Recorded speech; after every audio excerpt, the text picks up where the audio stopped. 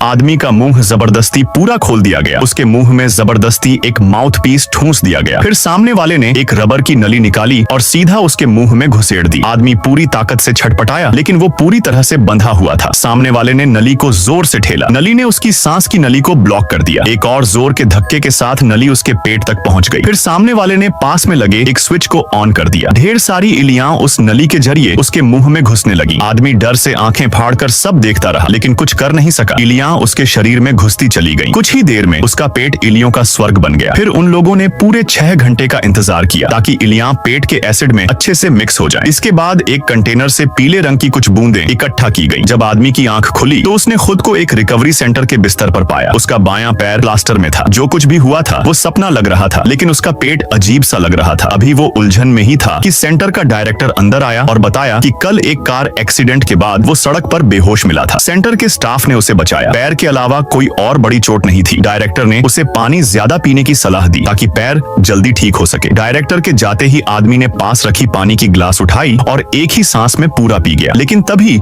उसकी नजर ग्लास के नीचे गई, जहां एक छोटा सा कीड़ा जिंदा था। उसने उसे उंगली से मसल दिया और ज्यादा नहीं सोचा, पर उसे क्या पता था कि वो पहले ही एक जाल में फंस चुका था। बाद में जब वो सेंटर के अंदर घूमने निकला तो उसे ये जगह दुनिया की सबसे अजीब जगह लगी। कुछ बूढ़े लोग स्विमिंग पूल में वाटर एरोबिक्स कर रहे थे। कुछ लोग तो बड़े बड़े स्टीमर जैसे बर्तनों में रह रहे थे, और सबसे अजीब, एक आदमी 3-4 घंटे से पानी की टंकी में तैर रहा था। ना उसके चेहरे पर ऑक्सीजन मास्क था और ना ही वो सांस ले रहा था। उसकी हरकतें मछली जैसी लग रही थी। आदमी ने एक नर्स से पूछा। नर्स ने बताया कि ये फेरी वाटर है, जिसमें इतना ऑक्सीजन है कि सांस लेने की जरूरत ही नहीं पड़ती। आदमी को यकीन नहीं हुआ और वो वहाँ से चला गया। लेकिन अगले कुछ दिनों में उसकी तबीयत और बिगड़ने लगी। थोड़ी देर बात करने के बाद उसकी नाक से खून बहने लगा। फिर चक्कर आया और धीरे धीरे उसके शरीर पर कंट्रोल खत्म हो गया। वो वहीं बेहोश हो गया। जब फिर होश आया तो डायरेक्टर ने बताया कि अंदरूनी चोट है जो एक्सीडेंट में लगी थी, और ठीक होने के लिए सेंटर का स्पेशल ट्रीटमेंट ट्राई कर सकता है। अब आदमी को शक होने लगा था। वो दवा ले रहा था, हर नियम फॉलो कर रहा था, फिर भी तबीयत और खराब होती जा रही थी। उसे लगने लगा कि इस जगह में कुछ तो गड़बड़ है। सच्चाई जानने के लिए